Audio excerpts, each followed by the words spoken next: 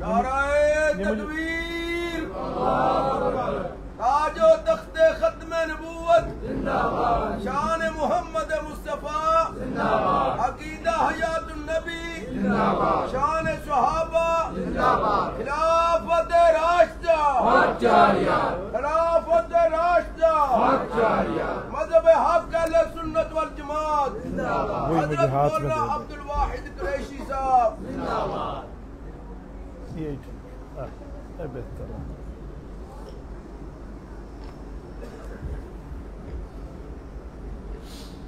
السلام علیکم ورحمۃ اللہ وبرکاتہ۔ وعلیکم السلام ورحمۃ اللہ وبرکاتہ۔ الحمد للہ وحدہ والصلاة والسلام علی من لا نبی بعدہ، اما بعد فاعوذ باللہ من الشیطان الرجیم، بسم اللہ الرحمن الرحیم، ذالک الکتاب لا ریب فیہ، عن علی بن ابی طالب رضی اللہ تعالی عنہ قال قال رسول اللہ صلی اللہ علیہ وسلم الا انها ستكون فتنة، قلت وما المخرج منها يا رسول الله؟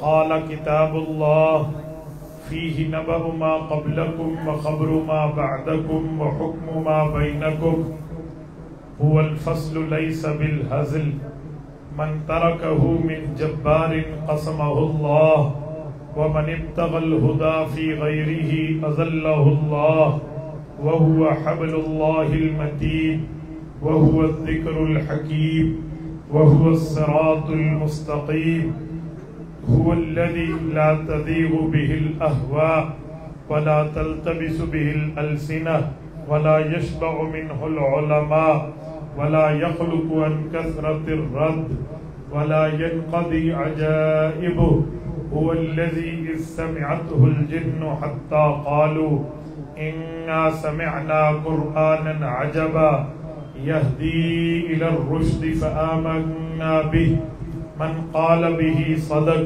ومن عمل به أجر ومن حكم به عدل ومن دعا إليه هدي إلى صراط مستقيم۔ رواه الإمام الهمام الترمذي في جامعه۔ اللهم صل على محمد وعلى آل محمد كما صليت على إبراهيم وعلى آل إبراهيم إنك حميد مجيد، اللهم بارك على محمد وعلى آل محمد كما باركت على إبراهيم وعلى آل إبراهيم إنك حميد مجيد۔ میرے معزز دوستو، گجرات علاقہ لالا موسیٰ سے تعلق رکھنے والے غیرت مند مسلمان بھائیوں، میں آپ کی خدمت میں آج ماشاءاللہ 7 خوش نصیب بچوں کی دستار بندی کے حوالے سے پروگرام میں عزیزم بھائی سمیع اللہ صاحب کی دعوت پرخلوص پر آپ کی خدمت کے اندر موجود ہوں۔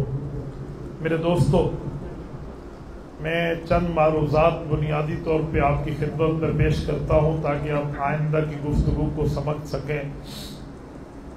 دیکھیں، جو ہمارے جلسے اور پروگرامز ہوتے ہیں، ان کا مطلب ہوتا ہے کہ ہم اپنی اصلاح کر لیں۔ جب مسجد ہماری ہو، جلسہ ہمارا ہو، سامعین ہمارے ہوں، تو کسی پہ تنقید مراد نہیں ہوتی، اپنی اصلاح مراد ہوتی ہے۔ ہمارے ہاں آج کل یہ رویہ چل پڑا ہے کہ کوئی بندہ کہیں جا کے گفتگو کرے تو لوگ سمجھاتے ہیں جی ان کو سمجھانے آیا، ان کو سمجھانے آیا، ان کو سمجھانے آیا۔ میں ساتھیوں کو کہتا ہوں بھئی یہ کیوں نہیں سمجھتے کہ جو سامنے بیٹھے ہیں انہیں سمجھانے آیا، تو تب جا کر بات سمجھ آتی ہے کہ جی بات کرنے کا مقصد کیا ہے۔ میں ایک جگہ گیا، وہاں پر ساتھی بہت پریشان تھے کہ جی ادھر پروگرام ہوگا تو لڑائی پڑ جائے گی۔ واقعی وہاں کے حالات بڑے عجیب تھے۔ میں وہاں گیا تو پولیس کے ساتھ ہمارا سامنا ہوا۔ تھانے دار نے ہم سے پوچھا کہ مولانا آپ کن کے خلاف جلسہ کرنے آئے؟ میں نے کہا جی میں تو کسی کے خلاف نہیں کرنے آیا، میں تو اپنے ہم مسلک بھائیوں کی مسجد میں اپنے دوستوں کو مسئلہ سمجھانے آیا ہوں کہ جی ہمارا عقیدہ کیا ہے، ہمارا نظریہ کیا ہے، ہمارا مذہب، ہمارا دین کیا ہے۔ اس نے کہا جی ٹھیک ہے، جزاک اللہ، آپ بات کریں۔ جب تھانے دار نے کہہ دیا بات کریں تو ساری بات ختم ہو گئی۔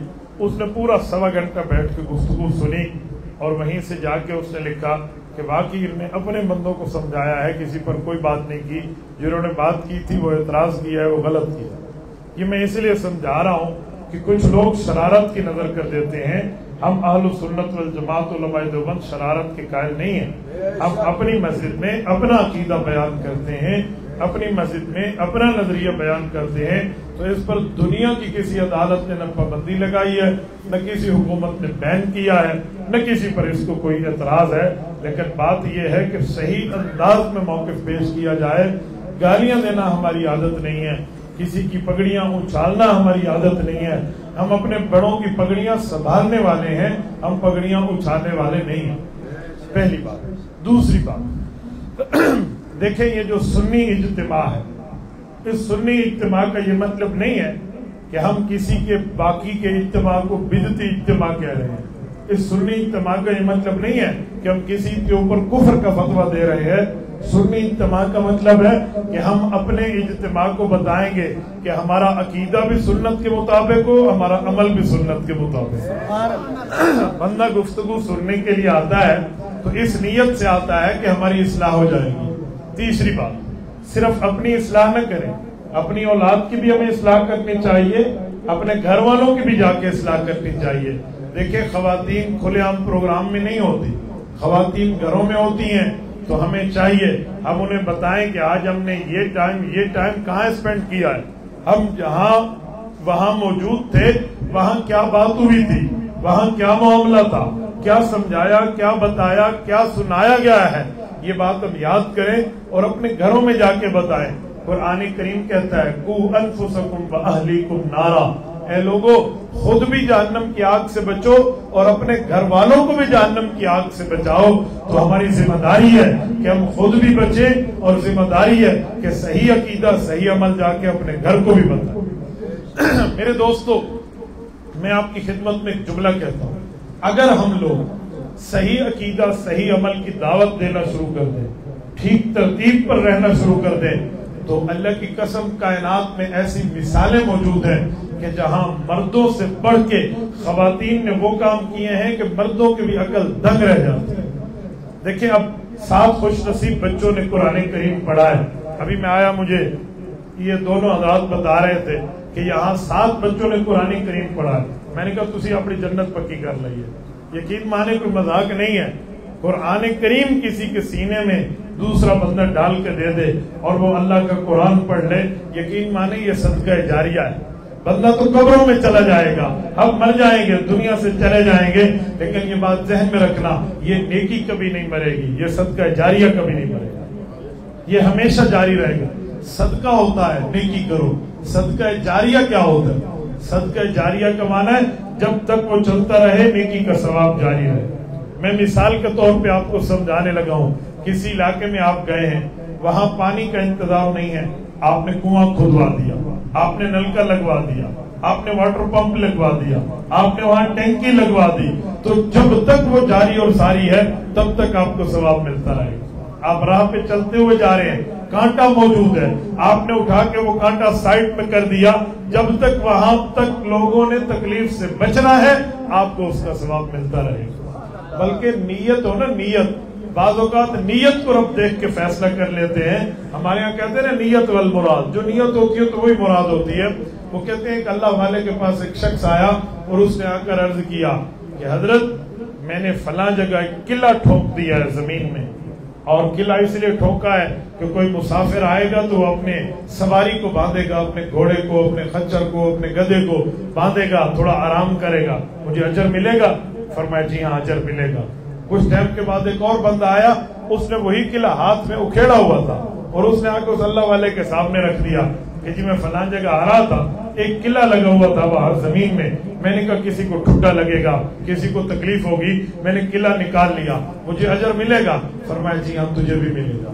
اب قلعہ ایک ہے، ایک نے گاڑا ہے اسے بھی اجر ہے، ایک نے اکھیڑ کے رکھ دیا ہے اسے بھی اجر ہے۔ وجہ کیا ہے؟ دونوں کی نیت صاف ہے۔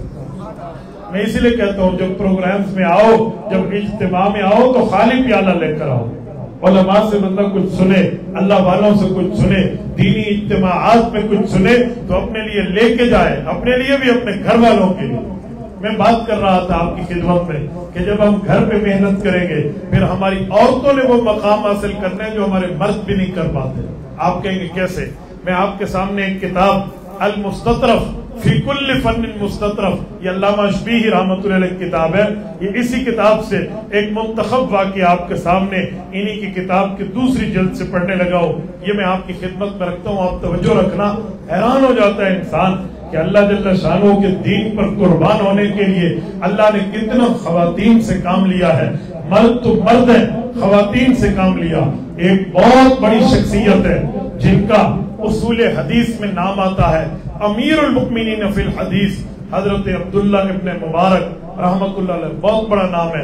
امام اعظم ابو حنیفہ نعمان بن ثابت رحمہ اللہ کے شاگرد رشید ہیں، اور یہ وہ شخص ہیں جن کا جہاد فی سبیل اللہ میں بڑا کردار تھا. یہ وہ شخص ہیں جنہوں نے 1,00,000 حدیث سے زائد اپنے قلم سے لکھا تھا، اور یہ وہ شخص ہیں جنہوں نے حدیث کی کتابیں لکھی. امام بخاری رحمۃ اللہ علیہ فرماتے ہیں بچپن میں سب سے پہلے جو مجھے حدیث کی کتاب پڑھائی گئی وہ جامع عبداللہ تھی، جو عبداللہ بن مبارک نے حدیث کو لکھا تھا. امام بخاری سب سے پہلے ان کی کتاب پڑھنے والے ہیں، یہ وہ عبداللہ بن مبارک ہے. یہ شخص امام اعظم ابو حنیفہ کے شاگرد ہیں، اور ان کے بارے میں حضرت فضیل بن عیاض کے ساتھ ایک مکالمہ مشہور ہے، یا عابد الحرمین لو ابصرتنا لعلمت انک بالعبادت تلعب. یہ ایک بہت بڑا مکالمہ ہے. انہی کا ایک واقعہ ہے. اتنا بڑا محدث، اتنا بڑا مفسر، اتنا بڑا فقیہ، اتنا بڑا عالم، کہتے ہیں میں حج سے واپس آ رہا تھا، حج بیت اللہ سے واپس آ رہا، راستے میں نے ایک جگہ دیکھا ایک خاتون پردہ کر کے ایک درخت کے نیچے سائے لینے کے لیے بیٹھی ہے. ایک خاتون سائے لینے کے لیے وہاں بیٹھی ہے درخت کے نیچے. کہتے ہیں میں نے تو جب دیکھا تو ادھر ادھر غور کیا تو اس کی نہ کوئی سواری تھی، نہ اس کا کوئی ساتھی تھا، نہ ہی اس کا کوئی رہبر تھا. تو میں بہت حیران ہوا کہ اکیلی خاتون اس راستے میں جہاں دائیں بائیں کوئی آبادی بھی نہیں ہے، ارد گرد اس کا کوئی ساتھی بھی نہیں ہے، کوئی اس کا محرم بھی ساتھ نہیں ہے، نہ اس کی کوئی سواری ہے. اس بیچاری کو شاید کوئی مدد چاہیے ہو. تو یہ اس کے قریب گئے.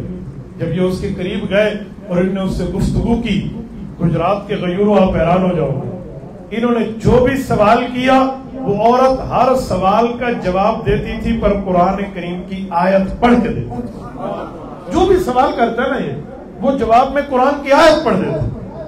یعنی اتنا اس کو قرآن پر عبور تھا. جو سوال پوچھو، چاہے سلام کرو، چاہے وعلیکم السلام، چاہے کیا حال ہے، چاہے خیریت ہے، چاہے تو شادی شدہ ہے، چاہے تو کنواری ہے، اچھا تو کھانا کھاتی ہے، تو نہیں کھاتی، تیرے بچے ہیں یا نہیں ہیں، تیرا شوہر ہے یا نہیں ہے، تو کیا کر رہی، ہر بات کا کوئی نہ کوئی جواب میں وہ قرآن کی آیت پیش کرتا. یہ علامہ اشبیہی رحمہ اللہ نے وہ پورا مکالمہ ذکر کیا ہے.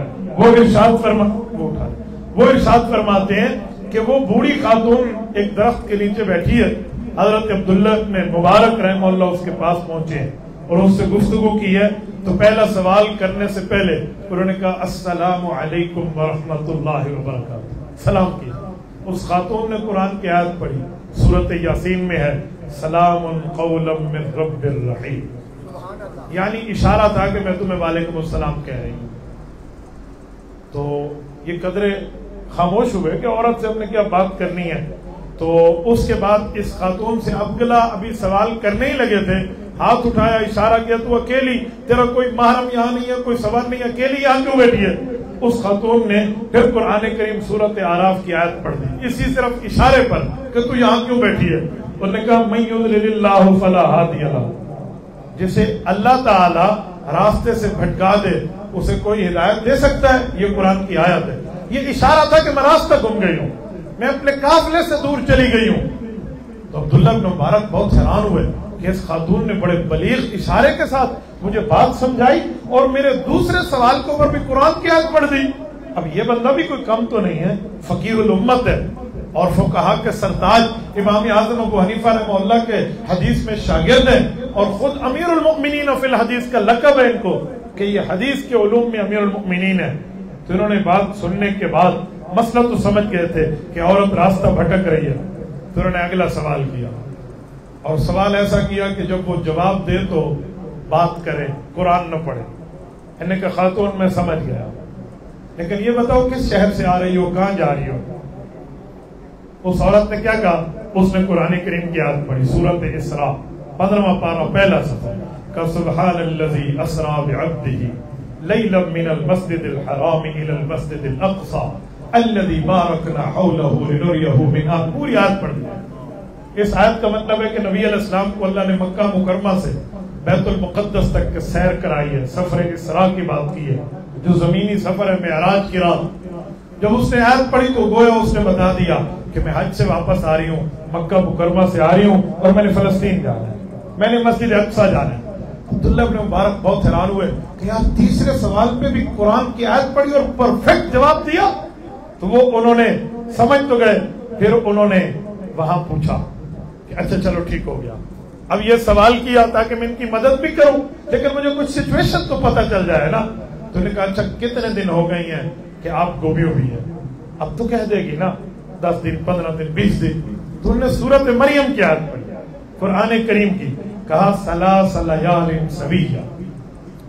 یہ لفظ ہے قرآن کریم میں کہ جب حضرت زکریا علیہ السلام نے اللہ سے پوچھا تھا کہ اللہ میرا بیٹا ہوگا اس عمر میں، اس کی نشانی، فرمایا اللہ تکلم الناس ثلاث لیال سویہ، اے زکریا آپ 3 دن بات نہیں کر سکیں گے، بس یہ نشانی ہوگی کہ اب آپ کا بیٹا پیدا ہو رہا. وہ بات تو وہاں کی تھی، لیکن اس خاتون نے اس سوال کا جواب دیا کہ میں کتنے دن سے یہی ہوں، ثلاث لیال سویہ، مجھے تو 3 راتیں مکمل کی مکمل یہاں ہو گئی. اب چوتھا سوال تھا اور چوتھا جواب قرآن کی آیت سے تھا. تو حضرت عبداللہ بن مبارک نے دائیں بائیں دیکھا تو کھانے پینے کا کوئی سامان نہیں تھا. تو انہوں نے پوچھا مجھے بتا خاتون تو کھانا کہاں سے کھاتی ہے، پینا کہاں سے پیتی ہے، تیرا کھانا پینے کا معاملہ کہاں سے ہے؟ تو اب یہ 4 سوال کے بعد 5واں سوال تھا. تو اس خاتون نے کہا هو یطعمنی ویسقین. یہ بھی قرآن کی آیت ہے کہ اللہ ہمیں کھلاتا ہے، اللہ مجھے پلاتا ہے. یہ قرآن پاک کی آیت تھی سورۃ شعراء کی. تو اس نے یہ آیت پڑھ دی. عبداللہ بن مبارک نے 6واں سوال کیا، کھانے پینے کا سامان تو نظر نہیں آ رہا، نماز کے لیے وضو کہاں سے کرتی ہو؟ نماز کے لیے تمہیں طہارت چاہیے، پاکیزگی چاہیے، وضو چاہیے، اس کی کوئی مشکیزہ نظر نہیں آ رہا جو تیرے پاس پانی وغیرہ موجود ہو. اس خاتون نے سورۃ نساء کی آیت پڑھ دی کہ فلم تجدوا ماء فتیمموا صعیدا طیبا. قرآن کا حکم ہے پانی نہ ملے تو تیمم کر لیا. تو نے کہا جی میں تیمم کرتی ہوں. عبداللہ ابن مبارک بہت حیران ہوئے. اللہ اکبر کبیرہ، اس خاتون کو بڑا ہی قرآن پر عبور ہے. تو ان سے بس ہو گئی، کہا بس اب میں اس کو خاتون کی مدد کروں اور اس کو ساتھ لے چلوں، لیکن پہلے اس کے لیے کچھ کھانا تو کھلا دو. یہ اپنی سواری کے پاس گئے، کھانا وہاں سے اتارا، کوئی کھانے پینے کا زیادہ سفر جو چیز تھی وہ لائی اور اس کے سامنے دسترخوان رکھ دیا کہ ہو سکتا ہے 3 دن سے بھوکی ہو بیچاری، تو لہٰذا اس کو کچھ کھلا دو. ماں کی عمر کی عورت ہے، اس کی عزت احترام میں انہوں نے کھانا پیش کیا. تو اس خاتون نے کیا کہا؟ فرمایا قرآن کہتے ہیں اتم الصیام الی اللیل، کہ روزے کو رات تک پورا کرنا ہے. یہ اشارہ تھا کہ میں آپ کا کھانا نہیں کھا سکتی، میں روزے سے ہوں. حضرت عبداللہ بن مبارک سمجھ گئے خاتون روزے سے. تو حضرت عبداللہ بن مبارک نے پھر سوال کیا کہ یہ مہینہ رمضان کا تو نہیں ہے، ہم تو حج کر کے واپس لوٹ رہے ہیں، یہ ذوالحجہ ختم ہے، محرم کی ابتدا ہے، آپ روزے سے کیا مطلب؟ تو اس خاتون نے کہا قرآن کریم میں ہے فمن تطوع خیرا فهو خیر اللہ. آیت پڑھی، اللہ فرماتے ہیں کہ اگر تم نیکی میں سبقت حاصل کرو تو تمہارے لیے بہتر ہے. یہ اشارہ تھا کہ میں نے نفلی روزہ رکھا ہوا ہے. تو عبداللہ بن مبارک کے ہر سوال کا جواب قرآن سے. حضرت ابن مبارک رحمۃ اللہ تعالی علیہ نے آگے فقہی مسئلہ پیش کیا. فقیہ ہے نا، ایکسپرٹ آف دا ہولی شریعہ، دین کے ماہر ہیں. فرماتے ہیں رمضان کا روزہ سفر میں اللہ نے اجازت دی ہے، چھوڑ دو. تو نے نفلی روزہ سفر میں رکھا ہوا ہے. یہ فقہا کا فقیہانہ ایک سوال تھا. عبداللہ بن مبارک کا خیال تھا کہ ہو سکتا ہے اب تو یہ قرآن سے باہر کوئی جواب دے. اس نے پھر قرآن کریم سورۃ بقرہ کی آیت پڑھ دی. کہتے ہیں قرآن میں ہے وَأَن تَصُومُوا خَيْرٌ لَكُمْ إِن كُنتُمْ تَعْلَمُونَ. رب فرماتے ہیں کہ اگر تمہیں پتہ ہے نا تو نیکی اگر میں تم روزے میں کر بھی لو نا تو پھر بھی تمہیں اجر ضرور ملے گا. یعنی چھوڑنے کا حکم نہیں ہے، اجازت ہے، چاہو تو چھوڑ دو، چاہو تو نہ چھوڑو، یہ مراد ہے. تو حضرت عبداللہ بن مبارک نے فرمایا بس بات پوری ہو گئی. اب فوراً اپنے دل کی بات زبان پہ لائے اور کہا اماں جان مجھ سے میری زبان میں بات کرو، میں جو بھی بات کرتا ہوں آپ جواب میں اللہ کا قرآن پڑھتی ہیں، آپ جواب میں اللہ کی بات پڑھتی ہیں، آپ مجھ سے میری زبان میں عربی زبان میں گفتگو میں یہ بات کیوں نہیں کرتی؟ آپ ہر آیت پہ قرآن پڑھتی ہیں۔ یہ جب سوال کیا نا تو عبداللہ بن مبارک کو اس خاتون نے جواب دیا، سورۃ قاف کی آیت پڑھی، کہنے لگی ما یلفظ من قول الا لدیہ رقیب عتید۔ قرآن کریم کہتا ہے لوگوں جو لفظ بھی تم منہ سے نکالو گے تمہارے اس لفظ کو لکھنے کے لیے ایک تیز ترین فرشتہ موجود ہے، وہ فوراً تمہارے ان الفاظ کو لکھ لے گا۔ تو یہ فرشتے ایک ایک چیز لکھ رہے ہیں۔ اس عورت نے اشارہ دیا عبداللہ بن مبارک مجھے ڈر لگتا ہے میں قرآن کے علاوہ کوئی چیز بولوں تو کہیں پکڑ نہ ہو، قیامت میں اللہ کے دربار میں میرا نام اعمال کھلے تو قرآن آیات قرآنیوں میں ہی جواب ہے۔ آیات قرآنیوں پہ کیا پکڑو، اجر اپنی جگہ، ثواب اپنی جگہ، جواب اپنی جگہ۔ تو میں تو اسی لیے دیکھتی ہوں کہ ما یلفظ من قول الا لدیہ رقیب عتید۔ تو حضرت عبداللہ ابن مبارک خاموش ہو گئے کہ اس خاتون نے تو اخیر کر دی۔ پوچھا اچھا یہ بتائیں آپ کس قوم سے ہو؟ میں اس قوم کو جاننا چاہتا ہوں، اس قبیلے کو جس قبیلے کی خواتین کو رب نے اتنی للہیت، جذبہ، تقوی، طہارت دی ہے کہ وہ ہر بات قرآن کریم سے کرتے ہیں۔ مجھے بتاؤ آپ کس قوم قبیلے سے ہیں، کاسٹلی اپنی انٹروڈکشن، اپنا قومی مجھے تعارف کرائیں۔ تو اس خاتون نے پھر قرآن کی آیت پڑھی سورۃ الاسراء کی، کیا پڑھی؟ فرمایا وَلَا تَقْفُ مَا لَيْسَ لَكَ بِهِ عِلْمٌ إِنَّ السَّمْعَ وَالْبَصَرَ وَالْفُؤَادَ كُلُّ أُولَٰئِكَ كَانَ عَنْهُ مسئولا۔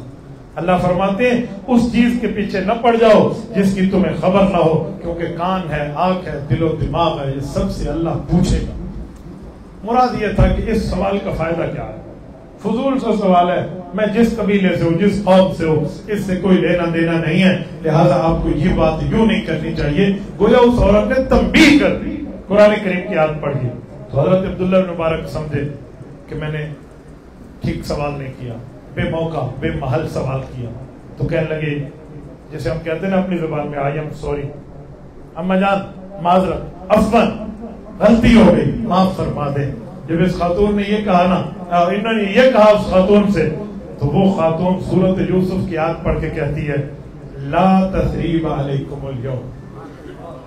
یوسف علیہ السلام کے سامنے بھائیوں نے غلطی مانی، اے یوسف ہم نے تمہیں کنویں میں پھینکا، ابا کے سامنے غلط بیانی کی، بھیڑیا کھا گیا، ہماری ساری باتیں پکڑی گئیں، ایک ایک چیز میں ہم پکڑے گئے، ہم غلط ثابت ہو گئے، یوسف ہم اپنی غلطی مانتے ہیں۔ تو حضرت یوسف علیہ السلام پیغمبرانہ دل کے ساتھ اپنے بھائیوں کو گلے سے لگایا اور فرمایا لا تثریب علیکم اليوم، آج میں تمہارے اوپر کوئی فرد جرم عائد نہیں کر رہا، بلکہ میں تمہیں اللہ کے لیے معاف کر رہا ہوں۔ اس خاتون نے وہی آیت پڑھی، فرمایا لا تثریب علیکم اليوم، کوئی آج تیرے اوپر کوئی فرد جرم عائد نہیں کر رہی، بس آپ نے غلطی مان لی، اس سوال سے آپ پیچھے ہٹ گئے، بس آپ کا اور میرا معاملہ بالکل ٹھیک ہو گیا ہے، کچھ بھی نہیں ہے۔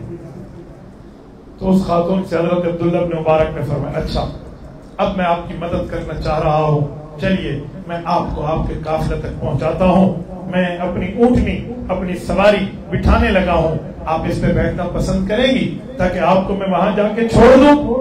تو جب یہ فرمایا تو انہوں نے پھر قرآن کریم سورۃ بقرہ کی آیت پڑھ دی، فرمایا قرآن کہتے ہیں وَمَا تَفْعَلُوا مِنْ خَيْرٍ يَعْلَمُهُ اللَّهُ، تم جو نیکی کرو گے اللہ اس کو جانتا ہے، یعنی اللہ تمہیں اجر دے، میں ضرور جانا پسند کروں گی۔ یہ انہوں نے جواب دیا۔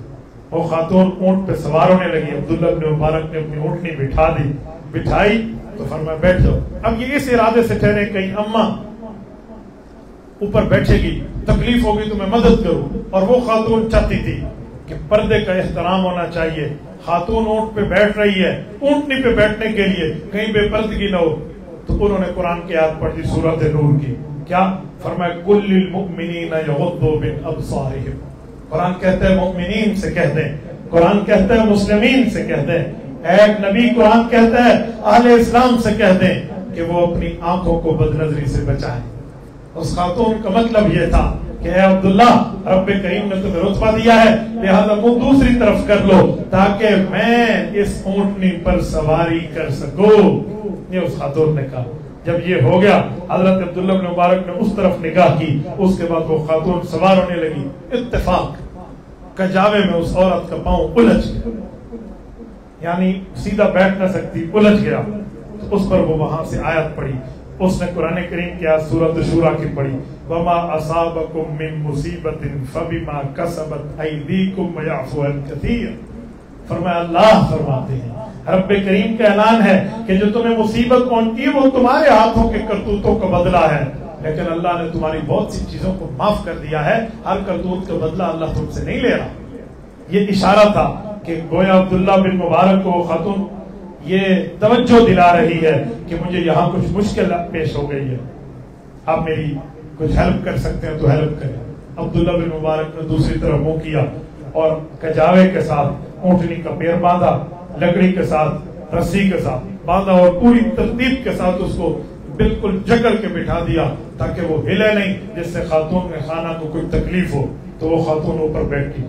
جب بیٹھی نا, یہ سوال بڑا مشکل تھا, ما اصابکم من مصیبہ. عبداللہ بن مبارک بڑی ترتیب سے سمجھے تھے, تو اس سمجھ پہ اس نے سلام پیش کیا حضرت عبداللہ بن مبارک کو کہ زبردست, کیا تیری ذہنیت ہے, کیا تیرا عقل ہے, کیا تیری فہم سری ہے, کتنی تیز ترتیب پہ تم میری مشکل کو سمجھ گیا. تو اس نے پھر قرآن پاک کی آیت پڑھی, فرمایا ففہمناہا سلیمان. یہ قرآن پاک کی آیت ہے سورۃ انبیاء. واقعہ کیا ہے؟ حضرت سلیمان اور حضرت داؤد علیہ السلام باپ اور بیٹا ہیں, دونوں نبی ہیں. بکریوں کے مسئلے میں سوال آیا, دونوں نے فیصلہ دیا. ایک فیصلہ حضرت داؤد نے دیا, ایک فیصلہ حضرت سلمان نے دیا. دونوں کے فیصلے صحیح تھے, پیغمبرانہ فیصلے تھے, لیکن ایک بھی صحیح دوسرا بھی صحیح, تو پھر ایک زیادہ صحیح بھی تو ہوتا ہے نا. بہتر دونوں ہیں لیکن کوئی بہترین بھی تو ہوتا ہے نا. تو اس کے لیے رب کریم نے فرمایا ففہمناہا سلیمان. حضرت سلیمان کے فیصلے کو فرمایا اسے ہم نے زیادہ سمجھ, اس فیصلے کے لیے زیادہ بہتری فیصلہ ان کو عطا فرمایا. تو حضرت سلیمان کی تعریف کی. تو اس خاتون نے بھی یہی آیت پڑھی اور حضرت عبداللہ بن مبارک کو اپریشیٹ کیا کہ دیکھو بڑا مشکل مسئلہ تھا, لیکن تو اپنے فہم سری کی وجہ سے, اللہ کے فضل سے تو میری اس بات کو سمجھ گیا. تو ففہمناہا سلیمان, یہ انہوں نے جو ہے نا ان کو سمجھایا. اور اس کے بعد وہ خاتون بیٹھی تو پھر اس نے قرآن کی آیت پڑھی, سبحان الذی سخر لنا ھذا وما كنا له مقرنین وانا الی ربنا لمنقلبون. یہ دعائے سفر, یہ دعائے سواری ہے. یہ دعائے سواری اپنے پڑھ لی. دعائے سفر اس سے ہٹ کے, آج کل لوگ دعائے سواری اور دعائے سفر کو ایک جیسی دعا سمجھتے ہیں. ایسا نہیں ہے. دعائے سواری جو ہے وہ یہی ہے, سبحان الذی سخر لنا ھذا وما كنا له مقرنین وانا الی ربنا لمنقلبون. اور دعائے سفر جو ہے وہ اور ہے. سفر پہ جاتے ہوئے جب آپ دعا پڑھیں گے تو وہ ایک ہی دفعہ پڑھیں گے. یہ سواری کی دعا ہے, جب بھی بیٹھیں گے آپ پھر بھی پڑھیں گے. آپ اترے قیام و طعام پہ پھر بیٹھے پھر پڑھیں. تو یہ دعائے سواری ہے. دعائے سفر بڑی لمبی ہے, میں سنائے دیتا ہوں, آپ علماء سے یاد کر لینا. یہ صحیح مسلم میں حدیث موجود ہے, اللہ کے رسول صلی اللہ علیہ وسلم نے جو سفر کی دعا بتائی ہے وہ یہ ہے, اللہم انا نسألک فی سفرنا ھذا البر والتقوى ومن العمل ما ترضى اللهم هون علينا سفرنا واطوِ عنا بعدا اللهم انت الصاحب في السفر والخليفة في الاهل اللهم اني اعوذ بك من وعثاء السفر وكآبة المنظر وسوء المنقلب في المال والاهل. یہ دعا ہے جو سفر پہ جانے کے لیے ایک مرتبہ پڑھتے ہیں, جب تک بندہ واپس آ جائے بس ایک ہی مرتبہ. یہ میں نے ریکارڈ بھی کرا دیا, گفتگو میں بھی آ گیا, آپ نے بھی اس کو سن لیا, تو اس کو یاد کرنے میں آسانی ہو جائے گی.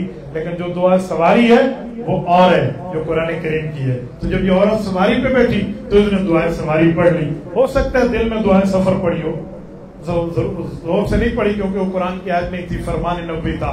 تو اس نے یہ آیت جو ہے نا پڑھی زبان سے تاکہ عبداللہ بن مبارک سمجھ جائے کہ میں سفر کے لیے تیار ہوں. حضرت عبداللہ بن مبارک نے اونٹنے کی مہار تھامی اور اس کو تیز تیز قدموں سے لے کر چلنے لگے کہ پہلے بھی 3 دن سے یہ خاتون اپنے گھر والوں سے دور ہے, تو لہٰذا جلدی جلدی کسی قافلے اپنے قافلے تک پہنچا دو. تیز تیز چلے اور انہوں نے چلتے ہوئے ہدی پڑھنا شروع کر دی.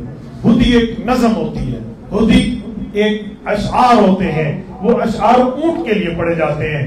اونٹ جب ان اشعار کو سنتا ہے تو وہ تیز دوڑتا ہے. تو ہدی پڑھنا کوئی ناجائز نہیں ہے, لیکن ہدی پڑھنے سے وہ دوڑتا تیز ہے, بہت تیز دوڑنا شروع کر دیتا ہے. وہ گویا ٹاپ گیئر اونٹ لگا لیتا ہے نا. تو ہدی خان لوگ پڑھا کرتے تھے.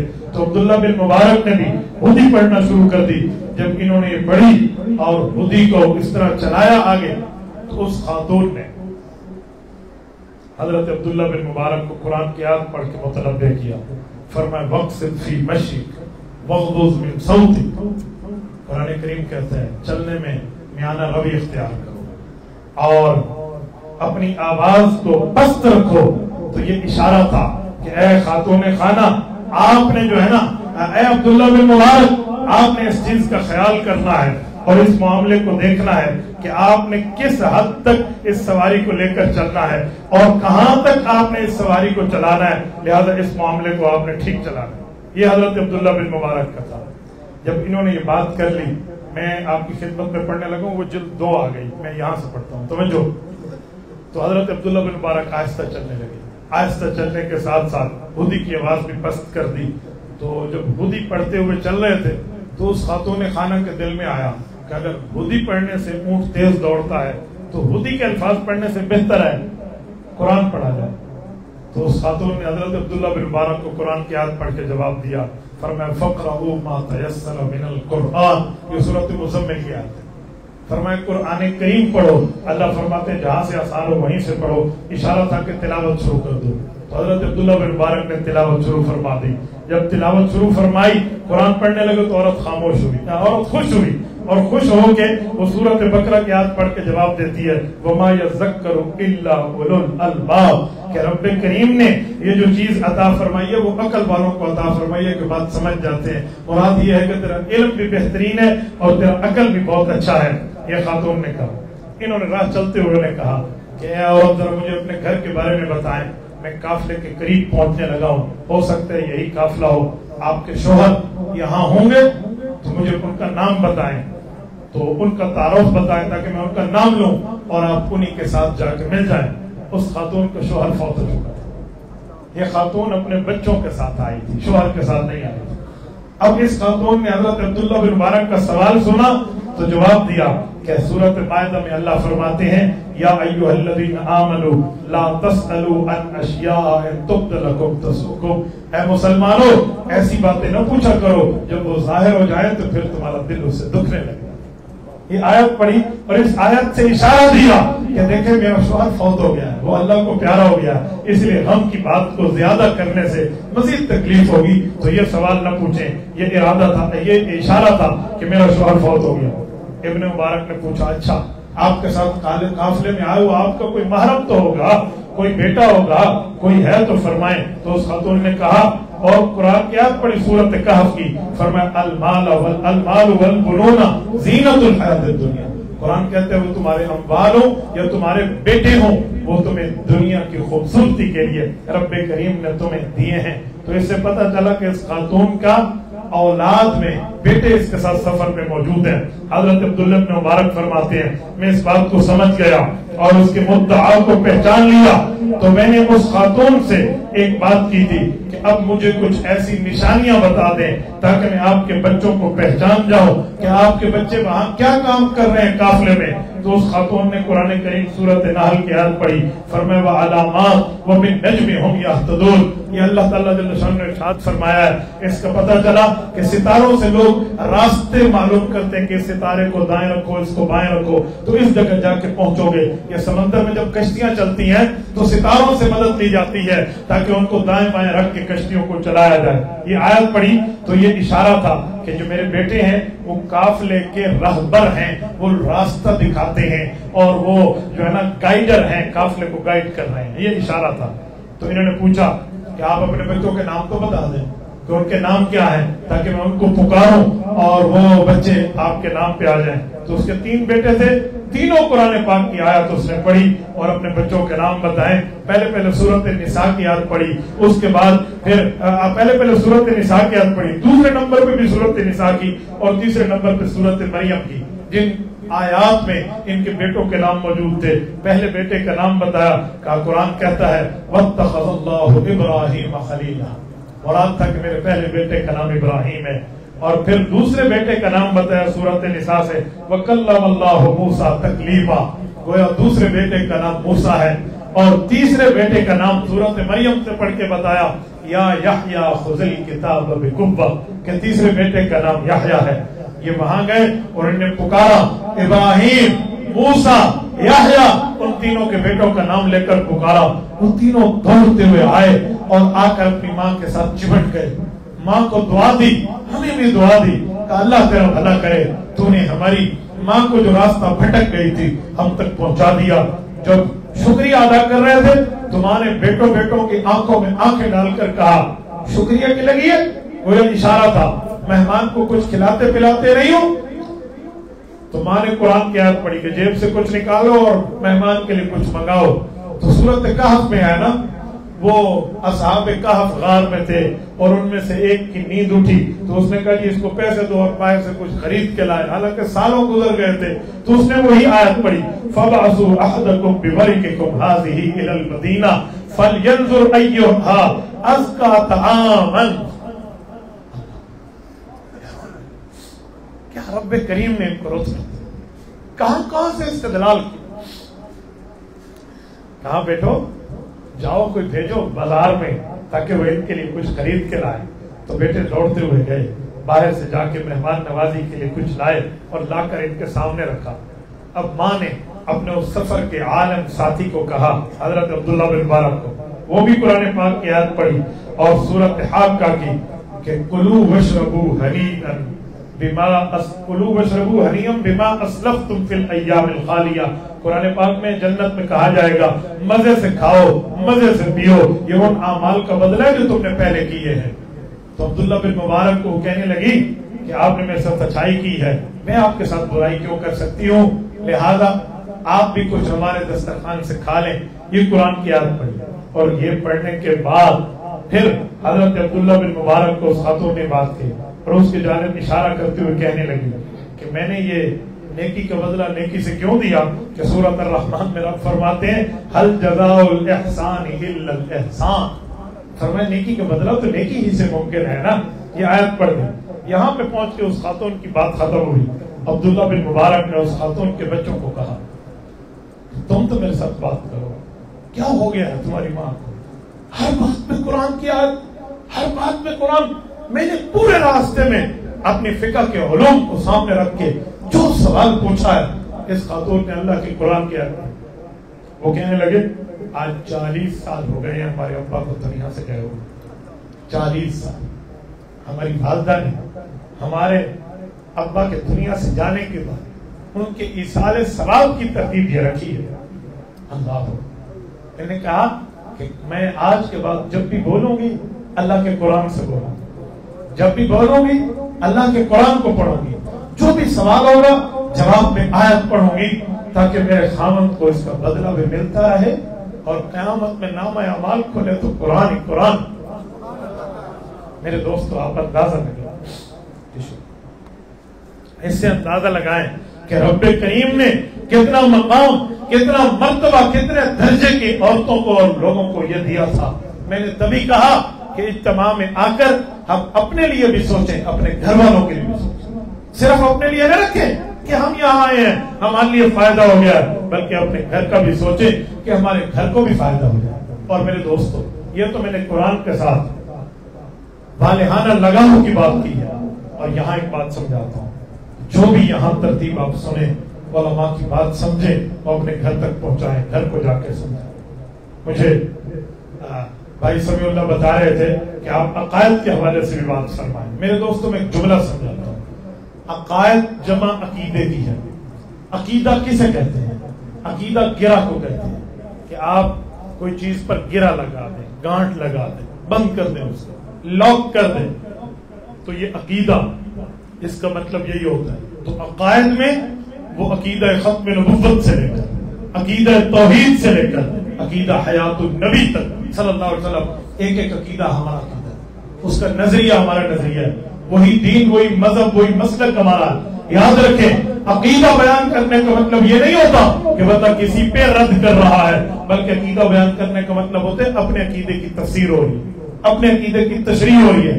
میں ایک جگہ گیا تو میں نے وہاں ایک جگہ جا کر عقیدہ حیات النبی پر قرآن کریم کی آیت پڑھی تو مجھے ایک دوست نے کہا یہاں اس کا منکر کوئی نہیں ہے. میں نے کہا میرے بھائی میں کسی منکر کے لیے نہیں پڑھ رہا, میں اس لیے پڑھ رہا ہوں کہ ہمارا عقیدہ ہے, اس کی تشریح ہے. پھر میں نے اسے سمجھایا, میں نے کہا مجھے بتا ہم عقیدہ ختم نبوت بیان کرتے ہیں, تمہارے اس محلے میں کتنے قادیانی ہیں؟ کہتے کوئی نہیں ہے. میں نے کہا پھر ختم نبوت کیوں بیان کرتے ہو؟ کہتے اس لیے بیان کرتے ہیں کہ وہ ہمارا عقیدہ ہے. میں نے کہا کاش یہی سوچ تجھے عقیدہ حیات النبی صلی اللہ علیہ وسلم کے لیے آ جاتی کہ ہم کسی کے لیے بیان نہیں کر رہے، ہم اپنے لیے بیان کر رہے ہیں۔ نعرہ تکبیر، اللہ اکبر، آجو تخت ختم نبوت زندہ باد، عقیدہ حیات النبی زندہ باد، عقیدہ حیات النبی زندہ باد، یا فتح راشدہ حق جاریات۔ میرے دوستو، اہل سنت والجماعت احناف دیوبند کا عقیدہ اور نظریہ ہے وفات کے بعد اللہ تعالیٰ انبیاء کرام کو اپنے قبور میں زندگی عطا فرماتے ہیں۔ میرے پاک نبی کو رب کریم نے جو قبر مطہر میں زندگی عطا فرمائی ہے، خدا کی قسم اس رتبے کا مقابلہ نہیں ہو سکتا۔ کیوں؟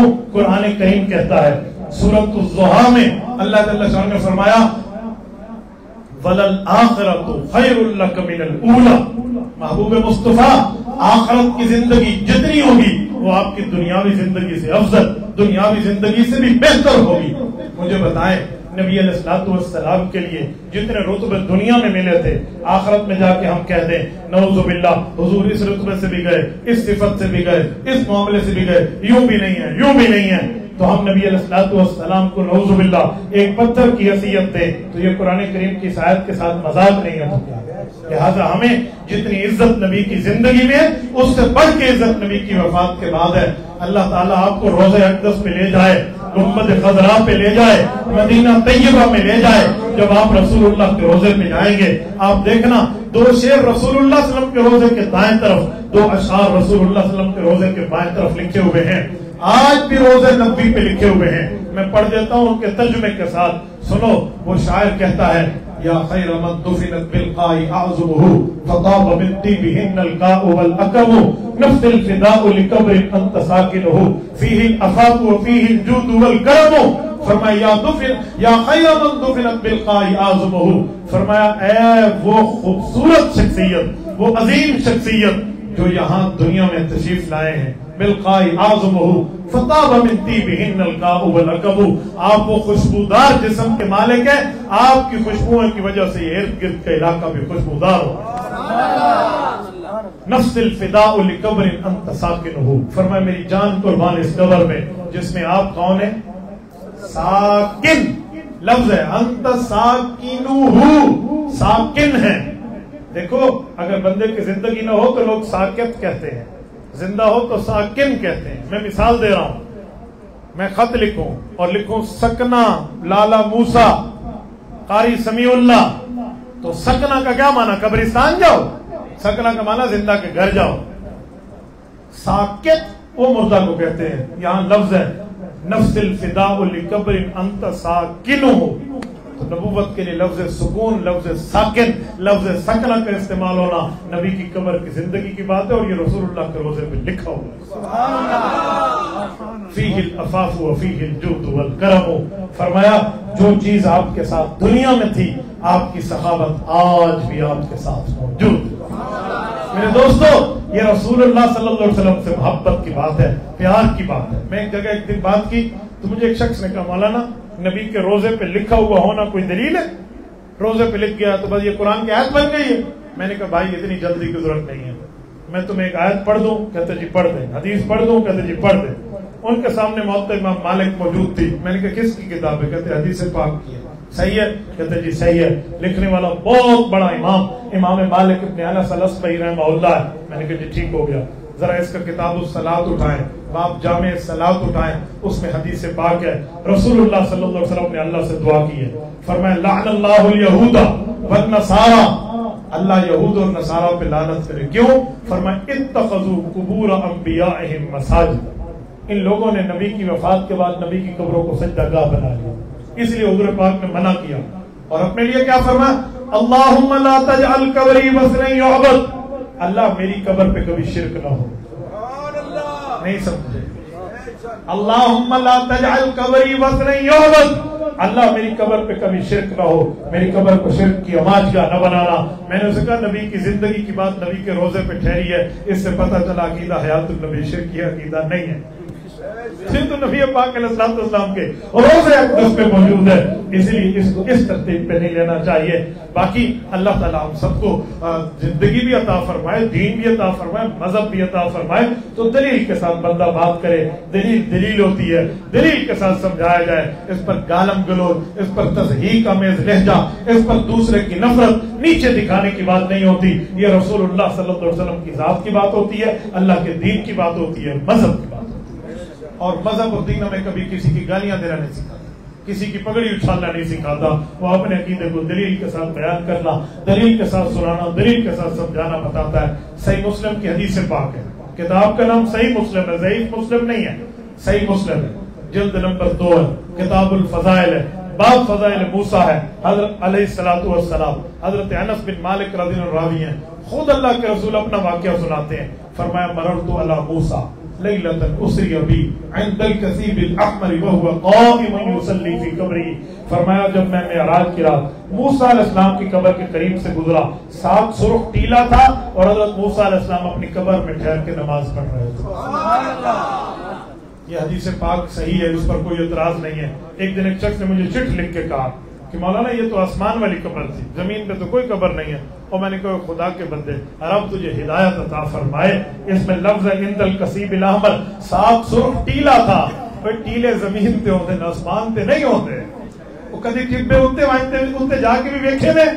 اور اللہ کے بندے عقل کی بات کرو، میں تمہیں ایک جملہ کہوں کہ لالا موسیٰ میں ریلوے اسٹیشن کے ساتھ میں ٹھہرا تھا، تو اسے کہنا نہیں موسیٰ علیہ السلام تے ہوتے نے، اسی موسیٰ علیہ السلام دی گل نہیں کی تھی، لالا موسیٰ دی گل کی تھی، ریلوے اسٹیشن دی گل کی تھی، وہ تے زمین تے آسمان تے نہیں۔ اللہ کے رسول صلی اللہ علیہ وسلم فرمائے عند الکثیب الاحمر، 7 سرخ رنگ کا ٹیلا تھا، اور ٹیلے زمین پہ ہوتے ہیں، آسمانوں پہ نہیں ہوتے۔ تو نبوت نے اس بات کو سمجھایا، لہذا اس پر عقلی گھوڑے تو بڑی بات ہے، عقلی گدھے لوگ دوڑاتے ہیں، عقلی گدھے، عقلی خچر ہمیں نہیں دوڑانے چاہیے۔ جو اللہ نے بتایا مان لیں، جو رسول اللہ نے بتایا مان لیں، نہ اس پر کوئی انگلی اٹھائے، نہ اس پر کوئی سوال اٹھائے۔ اللہ آپ کو ہمیں صراط مستقیم عطا فرمائے، دین اسلام پر، دین حنیف پر عمل کی توفیق عطا فرمائے۔ اقول قولی ھذا واستغفر اللہ وآخر دعوانا الحمد للہ۔